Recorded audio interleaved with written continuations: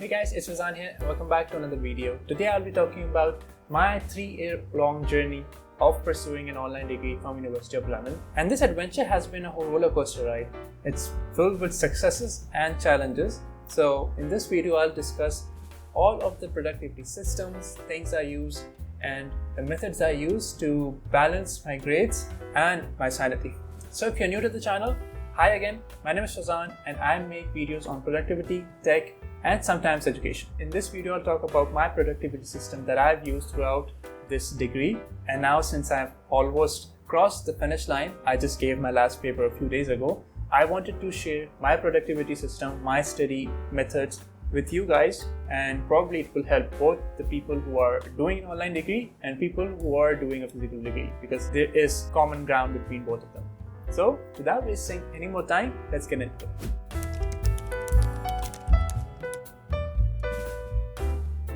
Well, let's start with the problems that I've faced so far. So, starting with procrastination. Well, procrastination is a really common thing that everybody experiences, whether you're doing a job or you're studying. Everybody slacks off and just stops doing what matters. And it happened to me as well, because there were times where I was just doing everything else than just studying. And I was just playing games for long hours. I was scrolling through internet for long hours without caring about the things that I'm supposed to do. And that kind of affected quite a lot of grades sometimes, but not as much because I soon realized I need to fix that. But procrastination is the first issue that I had. Well, the second issue is lack of physical support and human interaction, meaning that I didn't make any new friends. I have a few friends that I've made in this online degree that I've met in person in Pakistan, but there have been times where I wanted to go out and study, meet new people, and doing online degree doesn't really get you that. And for me, it's been just this table, this laptop, and this room. So this was my school, and this is where I woke up, I came here, studied, went back to sleep. So that was my whole study routine in a normal day. So yeah, online degrees are not that really interactive or fun, as you can say. But the third issue is what I would like to call a rabbit hole of frustration and depression. Now, the problem is that since it's an online degree, right, so there were times that in every degree in general, there are some subjects that aren't well taught, and then when they're not taught well, you have to go online, you have to search for answers, and same happened in this online degree as well. Because it's online, you don't really have that much support like friends who can help you out, or peers that can help you out or maybe guide you in the right direction. So everything, if you get stuck, is going to be done by you. That means researching, that means working on projects, that means fixing all of the issues in the projects or the tasks that you're given. So that was one of the issues that I faced, was sometimes I got stuck at something for so long that it affected the deadlines, that the deadline started to come near, and also affected my sanity. And it gets depressing, it gets frustrating, and it's a total chaos in the brain because you get stuck at something and don't know how to solve it. But eventually I solved it. But again, you need to have a proper system to actually solve those issues. But that was the third issue that I faced. And lastly, it is related to the third issue, that is time management. Now, let's say you get stuck at something for so long, then managing time is gonna be hard because you're going to have a lot of projects that need to submit, and getting stuck at one thing affects everything else because the deadlines are almost similar for all of the projects that I needed to submit. So these are the 4 things that are kind of interlinked. And one thing also affects the other. So getting stuck at something also affects the time that you take to complete something. So these are some issues that I faced, but issues like depression, frustration of getting stuck at something, procrastination, and time management, something that everybody faces when they're studying in a degree either on campus or online. So next tips would be about how to probably solve them and make yourself more efficient so that you don't waste more time and you actually get the work done. Alright, so first step is actually planning ahead. Now, you hear it from everybody that, alright, you need to plan your day, you need to plan your month, you need to plan your life. But actually, I'm talking about planning your whole week rather than just one day. You need to think ahead. Let's say you take your weekend let's say Sunday, then you can sit at the Sunday night, and when you are totally free and you don't have anything to do, you just plan your whole week saying that, all right, these are the few things that I'll be doing, and this is how I'm going to divide my whole task. And also keep in mind that probably use something like sticky notes to actually write some deadlines right in front of you, and you just paste it right in front of you that these are the few deadlines that I have for the projects and tasks. So you have all of that in mind, and then you plan your whole week accordingly. And if you start doing that, you can actually start to plan your whole month according to the deadlines you have. So starting with planning your whole week can actually lead you to planning your whole month eventually. That would make all of your time much more structured, and then you can always have some sort of buffer time in the end that will allow you to actually waste time on something if you get stuck, right? Because if you get stuck at something, then you would actually be able to afford that time, and you will have that peace of mind that, all right, I can spend 2-3 more days on this certain thing, and this won't affect all the other things that I have to do. So yeah, plan ahead. That's the first step. So the second tip is studying just one subject per day. Now, why one subject? This is something that I do mostly.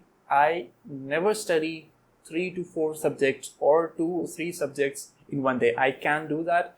My mind just stops taking information. It's almost like you're studying to get marks rather than studying to actually learn something and absorb something. So, and there have been many researches about how you should focus on only one thing at a time. So I think you can also do just one subject in one day. Let's say you don't have deadlines right now, your semester just started, you will have much more time in your hands. And that way, if you just study one subject per day, and let's suppose you have 4 subjects in your semester, right? So you can easily give 2 days to one subject. That would allow you to learn more and grasp more knowledge and actually absorb that knowledge, so that when you go into giving papers or when you go in to do some projects, you will be able to use that knowledge into building something that's good or getting good grades in the end.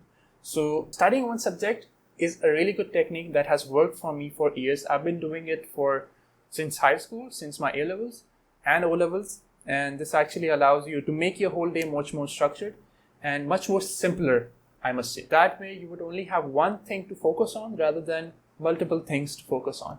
So one subject per day is good enough for anyone, I think. So the next step is setting up priorities and minimum maximum time for your subjects.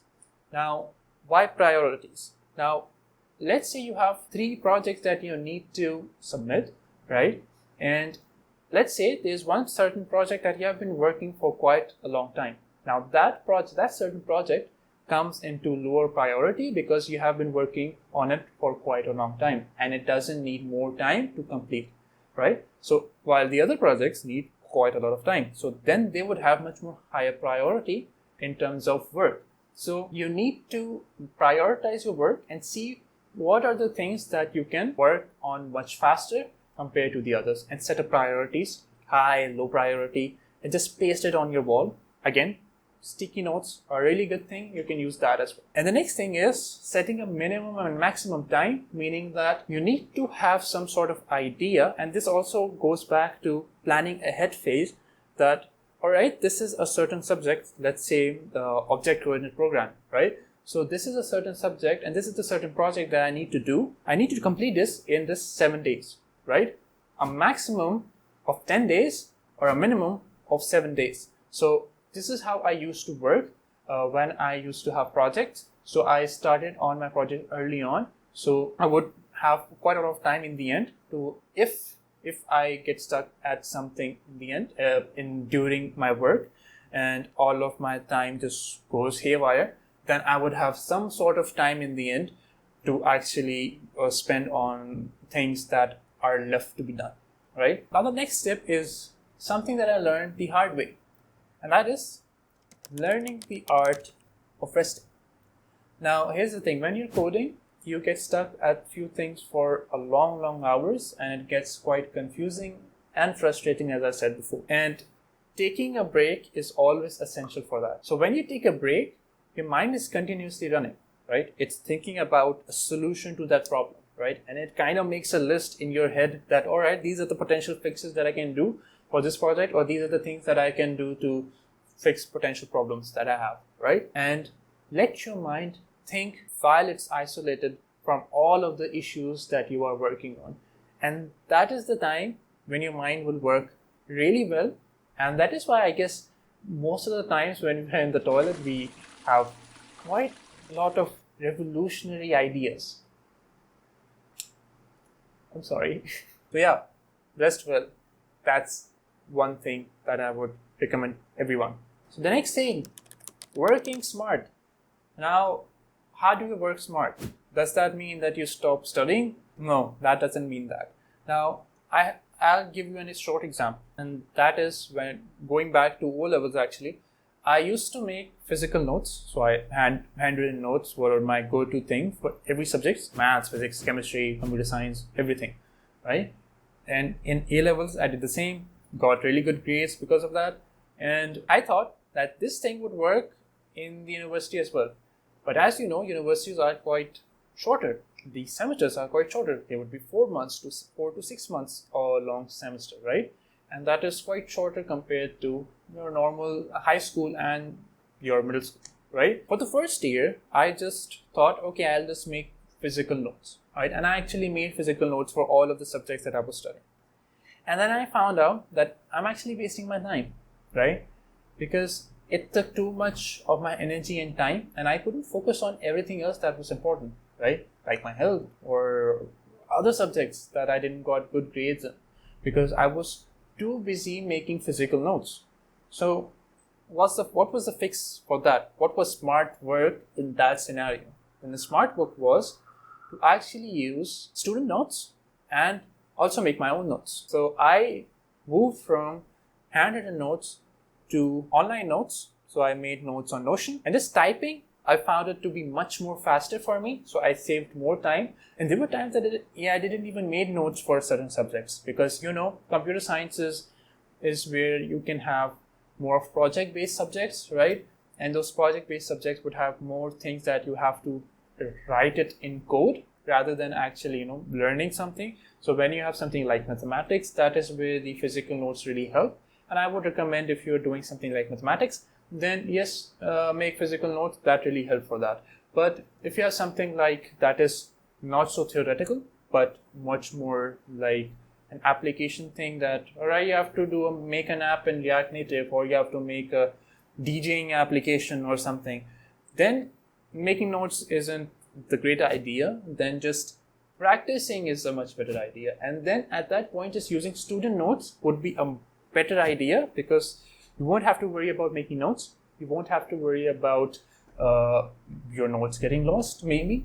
And you won't have to waste more time on things that don't really matter too much. Because if you have project-based subjects, then making notes won't really help you too much. So maybe having your own online notes would be a much faster way of making notes if you want to make notes.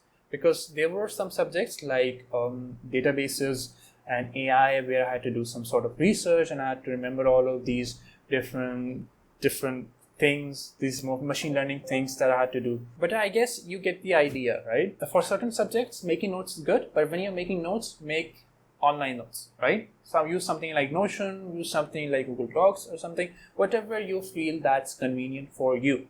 And if you don't feel like making notes, then just use student notes. You don't always have to make notes. If it's something that you have to do physically, or you have to write a code, you have to make a project, then don't really think about making too much notes. If you have access to student notes, then use that instead of making your own, because then you would be wasting more time.